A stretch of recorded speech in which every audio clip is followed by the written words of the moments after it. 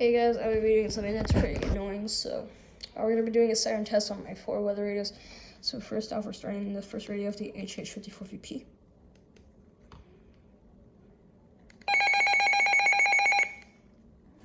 Then, the Midland WR120 weather radio.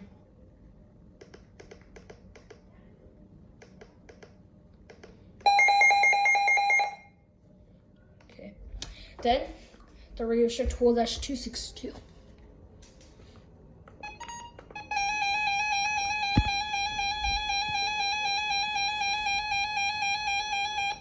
This thing never goes off for weather alerts, which is pretty sad.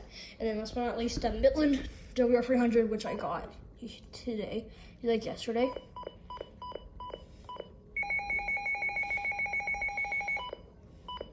Good. All right, guys. Well, bye.